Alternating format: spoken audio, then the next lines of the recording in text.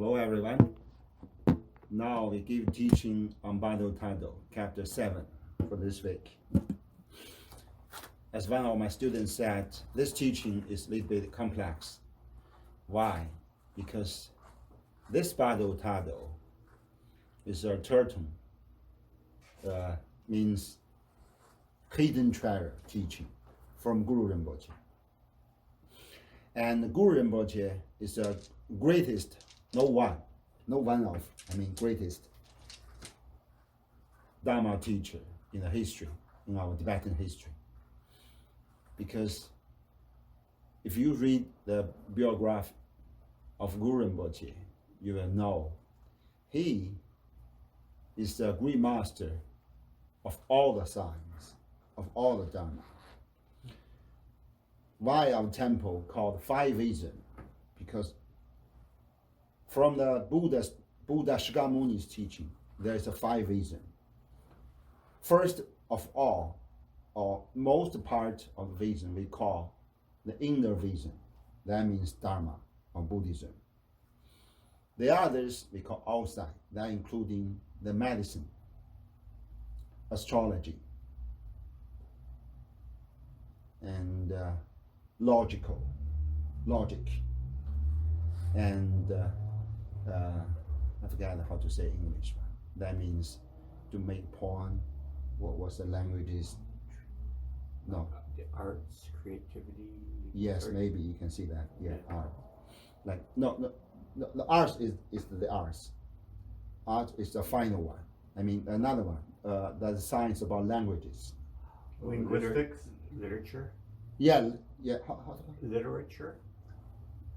Yeah, you can use that word, literature. Yeah, Okay. it's like a kind of science of the language, different languages, how to make poem, how to pronounce it correctly, such as this. I see. Yeah, that's the fifth. That's the fourth. The fifth is the art. How to paint tanka, how to make the mask, how to make Buddha statues, so this. So Guru Rinpoche learned those out vision from Bodhisattva Manjushri himself. When he got the master level of his Dharma practice, he go we call Five Peak Mountain in China. It's a holy place for Manjushri. Like his father, he fly to it, and he meet a lot of kids playing on the mountains. And one of them is the Manjushri himself. Then Manjushri teach Guru Rinpoche a lot of science. Like you say, literature, the art, especially medicine or astrology. Why we speak a lot of background words about this? Because the Guru Rinpoche is a great master of all the science. He already understands totally all the tiny point of this five vision. So this we call Bardo Thodol teaching. Actually, it's a comprehensive teaching of all these arts, all these medicines, all these astrologies. Yeah. Of course, the most part is the inner vision we call Buddhism. So the Bardo Thodol, we back to the beginning, we have said that the Bardo Thodol we can translate as two parts. Bardo means the period after we pass away through this human body. And we didn't yet walk into the next incarnation of life. It's in the middle time, so we call Bardo. Yeah, Ba means the middle time. Do means exist. So it's two words combined together. It's a Bardo. Thodol means what? Thodol means mantra. Ta, do. Also, ta means this tongue. So why some Westerners call us a tantric? Why is tantric? Tantric means we focus on the mantra pronunciation. We focus all our practice mainly on the mantra chanting. So it stands as tantra. It's mantra. And Thodol, do means exist, means you, not us. I mean, someone living in the middle town. If you want to save yourself, you should chant it. If you're lucky enough, you can chant it. Otherwise, your family, your relatives, you invite a lama amongst or a friend or brothers, chant for that guys. Then those those beings who exist in the middle town can be saved from those dangerous state. Each teaching, I repeated what is the Bardo Thodol. Why? Because the name just to show the importance of this Tantra. We should always focus on the two words, thus you can understand what the Tantra said. Bardo, again, it's a state. But that state is kind of state of speech and tongue. Combine them together. But that speech is not within those words we can say or we can touch or we can smell. So that means those kind of Bardo word is beyond our five senses: touch, smelling, taste, hearing, saying. Those Bardo words beyond those kind of five senses we should know. But still, it's kind of word, kind of existence. So we can say, what kind of existence? Actually, those kind of things, those kind of word, living beyond of this world. Like those one, how to say that? Horizon. No, it's not horizon. Like one by one, those one. Yeah, this kind of word. But this kind of word, as an ordinary person, of ordinary five senses cannot find it out. But if you practice very well, no, you don't need to practice very well. You practice well, a little bit well, you can feel it.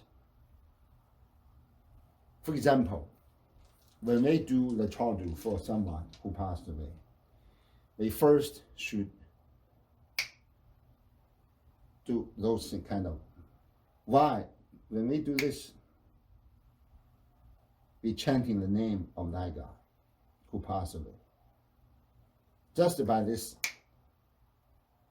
that guy's consciousness will come to this mandala immediately. Why? Because the consciousness, or the Westerners call soul, but we don't agree with that soul word, because if you say soul, means the things always be there, but actually consciousness is not that kind of things. It transfer different kind of existing state. So it's better use the consciousness. The consciousness of that one who passed away, if the day is still within the 49 days, he or she will immediately come to this place. Why? Because those kind of consciousness who passed away have the superpower to transfer everywhere, even the Himalaya mountains, except two places, the future mom's womb, or the Bodhigaya's Vajrasram for Buddha's enlightenment. These two places they cannot pass. Every else they can pass immediately, come to this mandala if they chanting his or her name. Then he can stay in this mandala or stay at the top of we have three big statues, top of them, or on the shoulder of mine.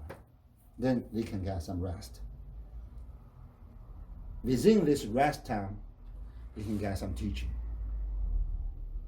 But at that time, ordinary person cannot saw them. But it's kind of similar light like our ghee light. It's very tiny, but have some flame around. So this kind of existed state of the consciousness who passed away out of this human body. Yeah, such tiny one, just such tiny. And those kind of we call,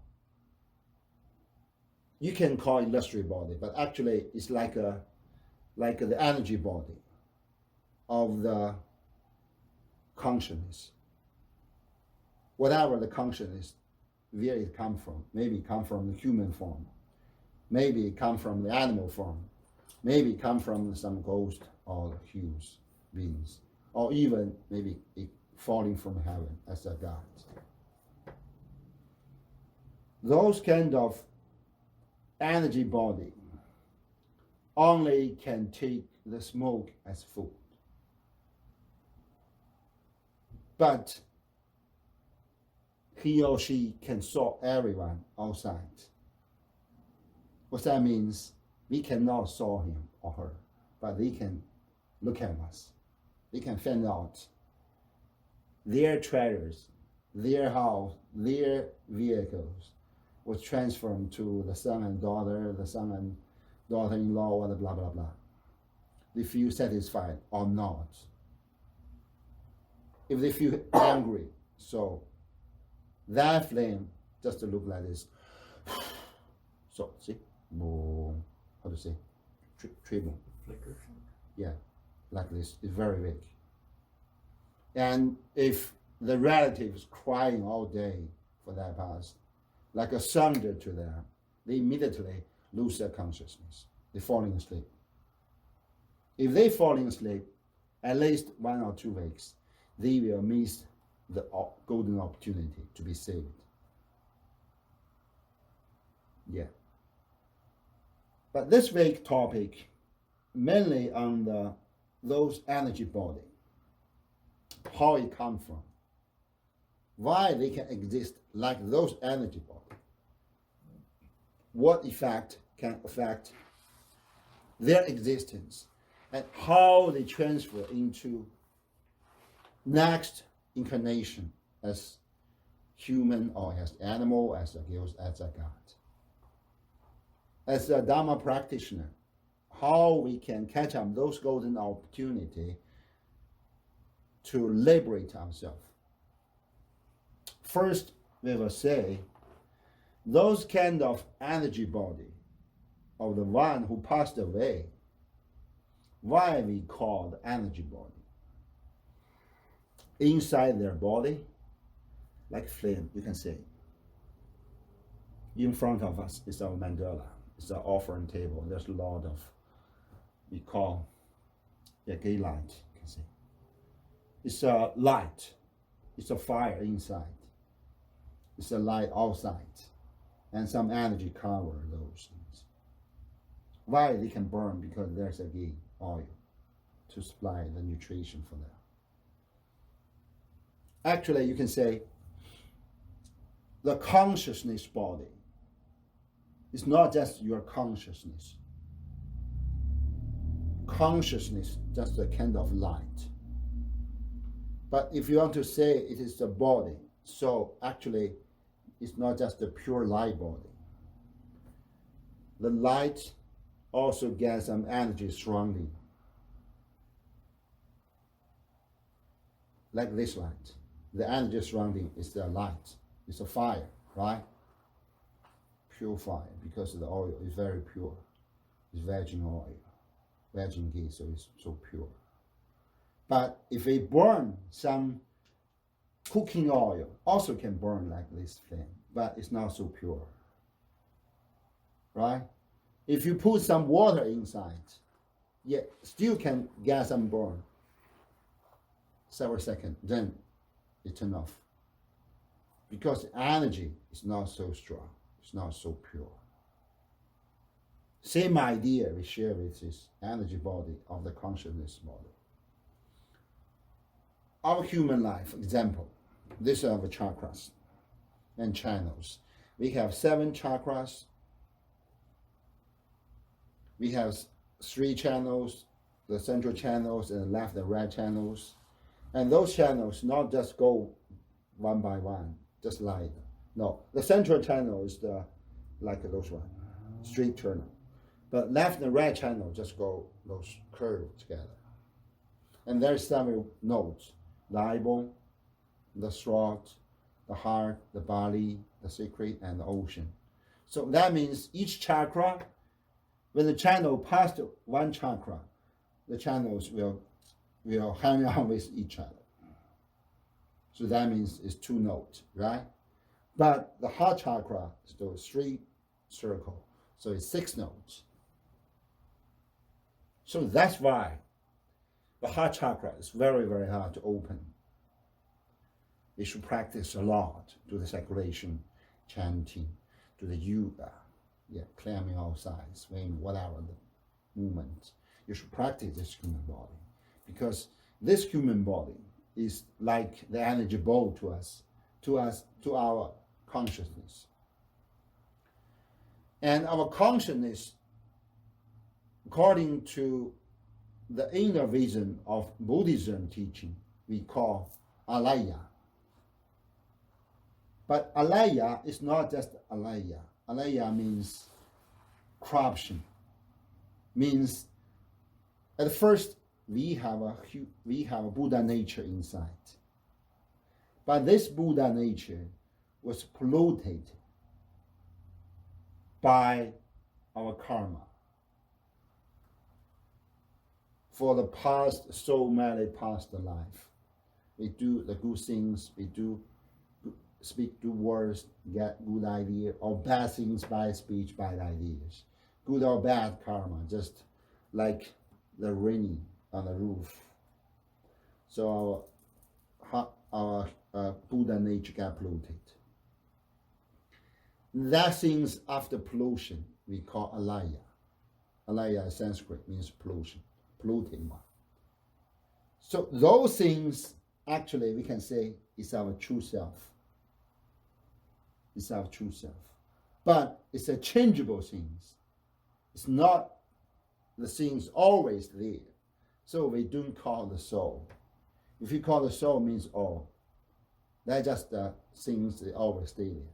But actually it's not. It's the polluted one. If we clean the pollution, if we clean the dirty outside, we can find it out. The inside one is a small part of Buddha nature. Like yesterday I taught with Ahmed. What kind of Buddha nature it is? Actually, Buddha nature is a tiny part of Buddhahood. So from this part, all of us are Buddha already. But not a Buddha baby. It's a tiny Buddha in our heart. And it's been polluted. It's a corruption things. So we cannot realize that, oh, I'm a bad guy, I'm not Buddha. And even I'm not Bodhisattvas. I'm a bad guy, okay? So I do a lot of bad things, then I cannot find it out. Who am I? So that is the self-ego of us. Even with that self-ego is a word, the modern word, but actually it is exactly the word to think about ourselves. We think about ourselves means, oh, there's some I, but actually there's no I.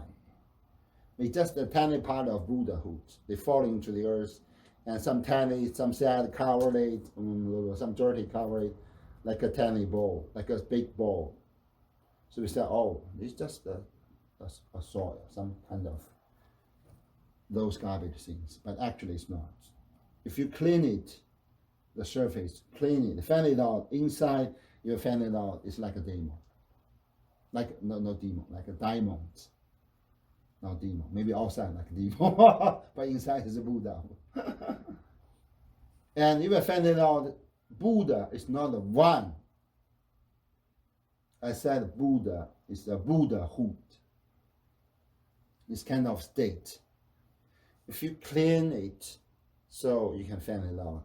It is kind of tiny part of the Buddhahood. This process of cleaning we call Dharma practice. From this point, all the consciousness who passed away is you just to give you a golden opportunity to clean it, because there's no burden of this body. Whatever the body it is, the human body, the man and lady, or animal body, dog and pig, a bird, or it's a ghost, a human being's body. It's not the physical one, but still there's some energy covering it. Now, when you passed away, when those one passed away, those burden get off. We can find it out. The true I, you can say this word as a self-ego one, it's just your alaya inside, and with some kind of energy outside as your own clothes. And this kind of energy get a memory, because alaya have a memory. Even you pass away, alaya still can work on this one. So if you think in your previous life you are a king, so you still get your crown on your hand, on your crown. Or if you think you are a beggar in your previous life, you still get your beggar bowl in your hand. If you think you are a warrior, you are finding out, you still get your sword. Why? Because you still get the memory. But those kind of memory is just a waste, just nonsense. What they should remember that is the Dharma teaching. What it is the mantra. So that's why Bardo Thodol.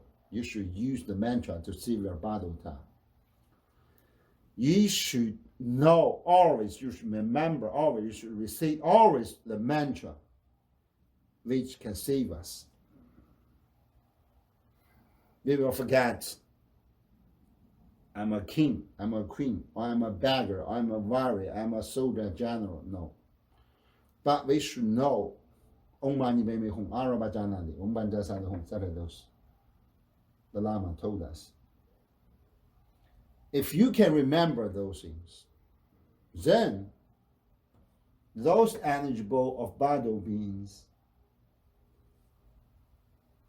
if you meet, because you must meet a lot of situation, a dangerous situation, scared situation, you'll be afraid of that. And that time, you suddenly get a memory of those chanting, then you chant it out. You will change the vision.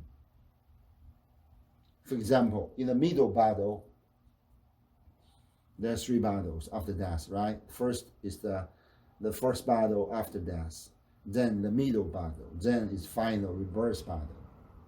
If you at the middle Bardo, you will face the wrathful and peaceful and wrathful deities, 100 deities, especially for the wrathful deities. Their size very huge. They get a lot of ritual instruments. They made a lot of scared sounds, hum hum hum, pi pi pi, ha ha ha, he he he, like this. The ordinary is 4. The someone said there's 6. Yeah, but always get 4. Ha ha ha, hum hum hum, he he he, pi pi pi, he he he, like this, because this is works on different chakras. Yeah, and those kind of sound like a sounder to the one who passed in the Bardo. And there's a lot of then is more follower of this wrathful deities, like a tigers, a lion, to run, try to catch you up, try to give you some talking instead of this. So you're so scared, you want to escape, you to run. Suddenly you find out a cave. You feel, oh, this is my safe. So you jumped inside, then you get reversed. But during that process, if you can remember the mantra you've been taught in your previous life, even just Om Mani Padme Hum, you chanting it, you can change the vision from the scared, wrathful deities, Sola, into the peaceful and beautiful, like a Guanyin, like a lady, or like a Manjushri, like a boy. Yeah. So you can find it out, oh, this is my protector, this is my Buddha. So you are jumped into the Buddha, then get saved. So that's why the chanting is very, very important. But how? A lot of person ask, how? How can I remember those kind of things when I pass away? Don't forget, the Bardo have 6. There's 3 Bardo for our life. During we still alive, there's 3 Bardos. Dream Bardo, meditation Bardo, or sex Bardo. Refers to the later 3 Bardos for the past away.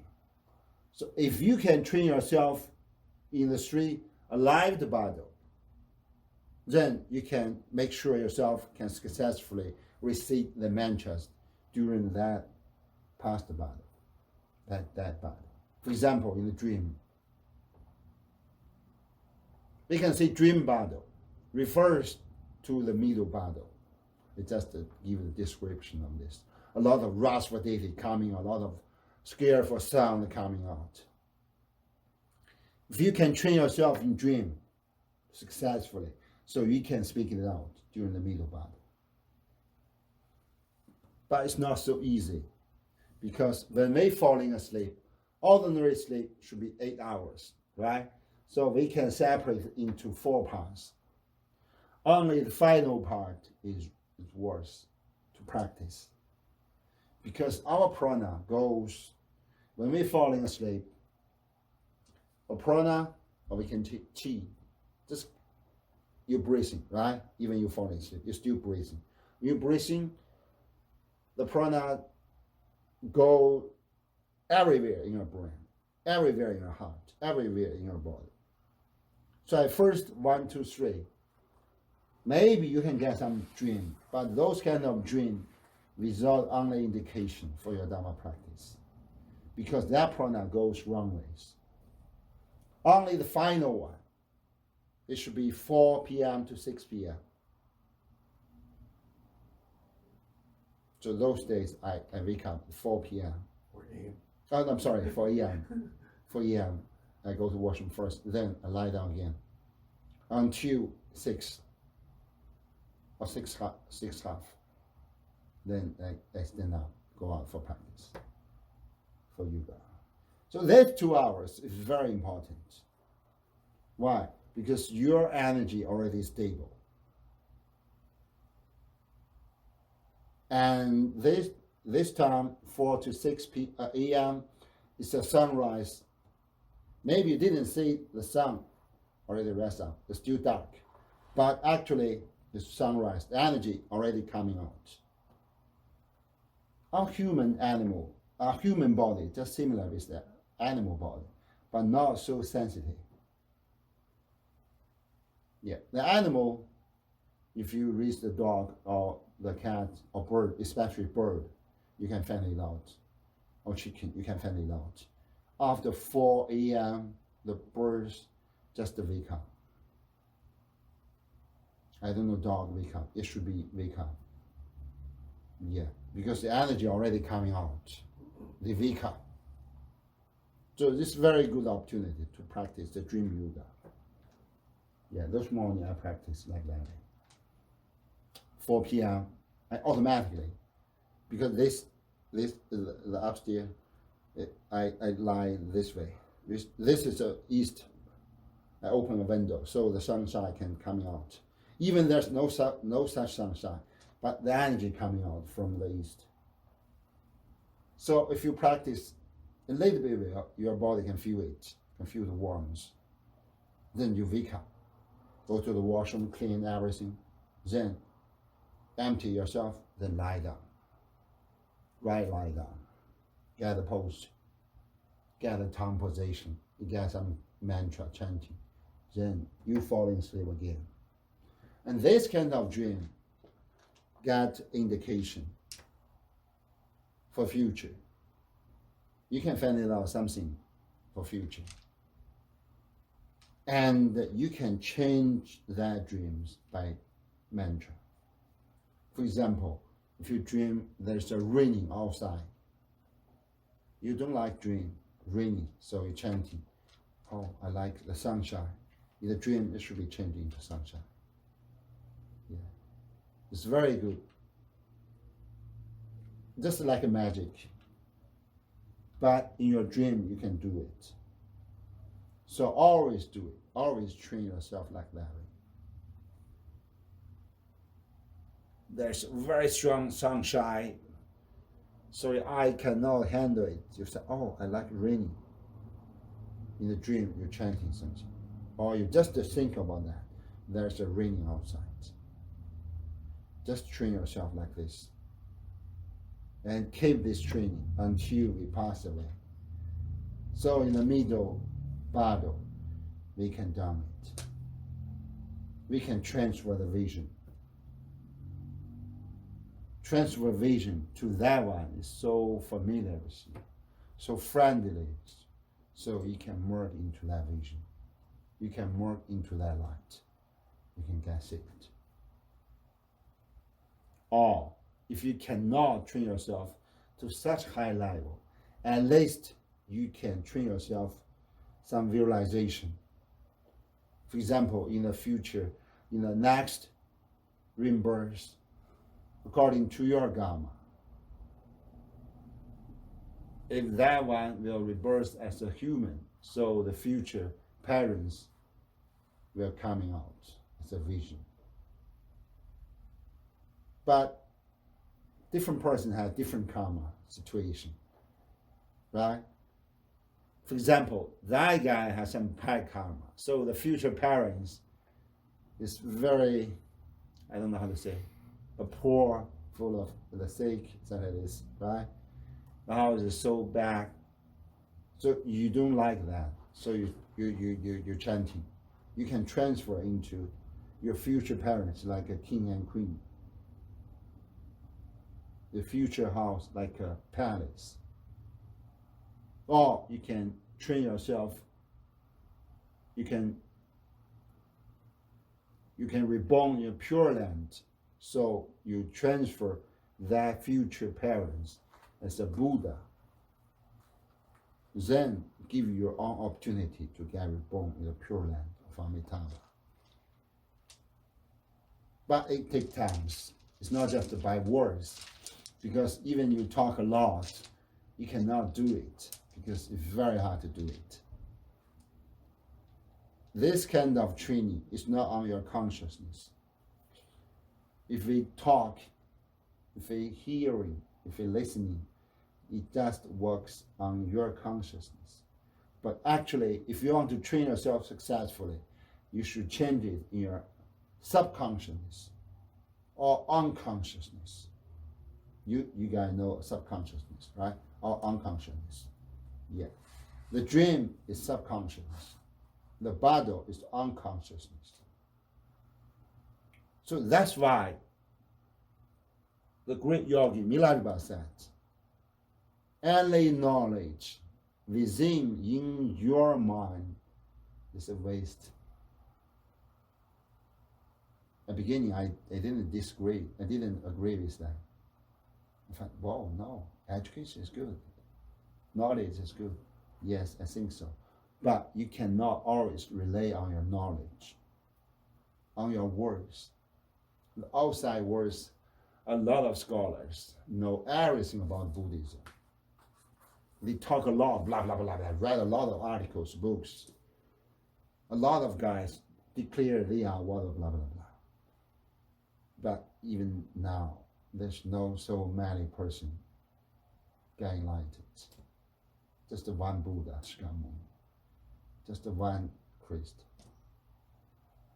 Yeah, just the several prophets. Why? Because the final freedom is not related on our tongue, on our mouth, on our knowledge. It's lay on our heart. That's why the successful Dharma practitioner didn't talk a lot. Sometimes we talk because we want to help others. But if you want to save yourself, always keep your silence. Keep the energy inside. Think about something, then do it. Practice, practice, practice. Somebody said, you're Buddhist, always do the same things. I agree. Each weekend, I do those things. Water puja, give teaching, Dharma puja. Friday, do the circulation. Somebody said, wow, it's not charming. I don't want to go. Sometimes maybe I go, but no, it's not always. They didn't get the idea why we always do the routine ceremonies. I can tell you why. It's a secret teaching. I asked that question to my Lama when I was teenagers. Why each day you do the same works, chanting the same mantra? I know it, I can chant. Read the same sutra, do the same puja ceremony each day, morning and night, each month, each week, each year, each 10 years, even for several generations. My Lama, my uncle, said, boy, you should remember always this word. Routine ceremony, when you do that routine ceremony, you didn't done it by your conscious, you done it by your subconscious. It's your subconscious charging to do it. You know what I mean? That means the blast from Buddha protectors works on your subconscious. You're chanting not just because you recite it, you memory. No, I already forgot. How can I memory this? I just chanting one way. I don't need to remember that, right?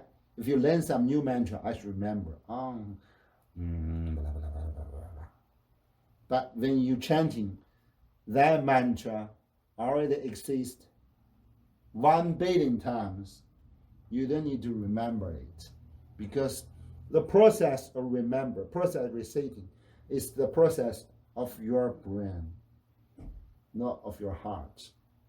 Just the works of your conscious, not subconsciousness. But what they do is the subconsciousness and unconsciousness level. So that's why we always do the same works each day and night, each works. Those not ordinary person can accept it. So, see, our temple, a lot of person come, other person come. Why? Because they cannot walk into that level, subconsciousness. You say, oh, that Lama Jianyang is a stupid guy. Always do the same things, chanting the same things, do the same things. But they didn't feel it. There's different level involved. Maybe I chanting different, but for you guys, you will feel different one. Maybe this month you feel, oh, this mantra is smooth. I feel excited. Maybe next month or next year you feel, when I hear this, I want to cry. Then next year you was, oh, when I heard this, I want to falling asleep. This different kind of reaction means this mantra already walks through surface into inner side, through your brain into your heart, through the consciousness into the subconscious until unconsciousness. Then someday you can find it out, oh, you can chanting automatically in your dream. Then it works. But it takes time. Why? Because our alaya is so huge. Our karma is so huge, so complex. A lot of good and bad one, good and bad one, good and bad one. Each day we look TV, go to movie, we look at a lot of different guys, different words, different sounds.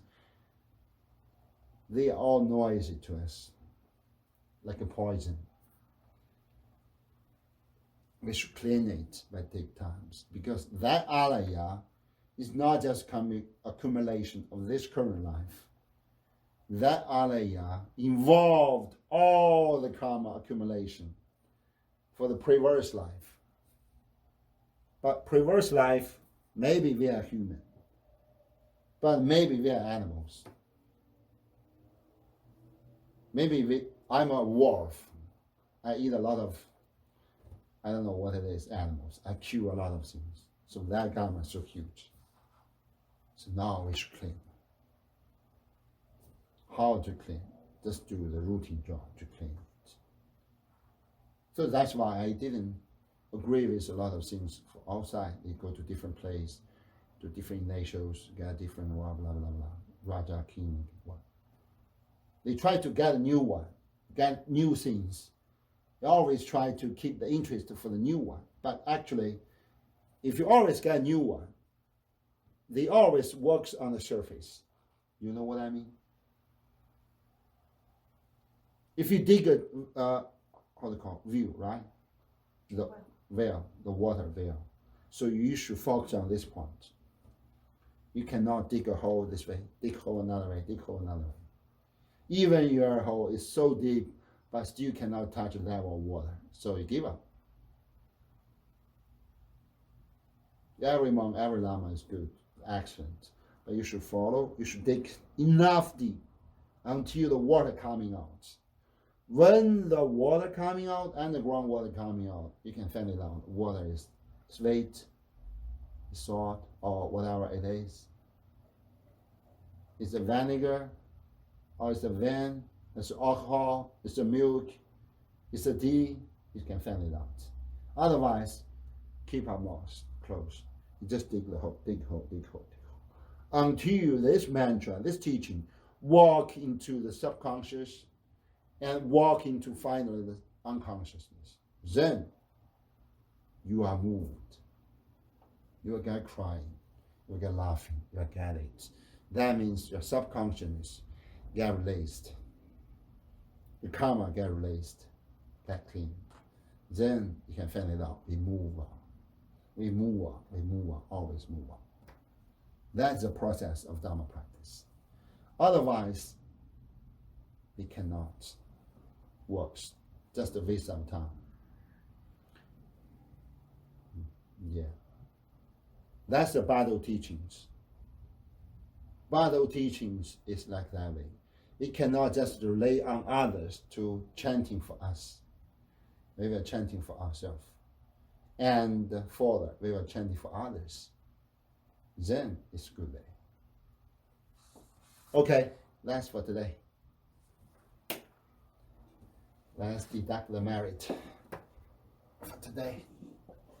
Today's teaching.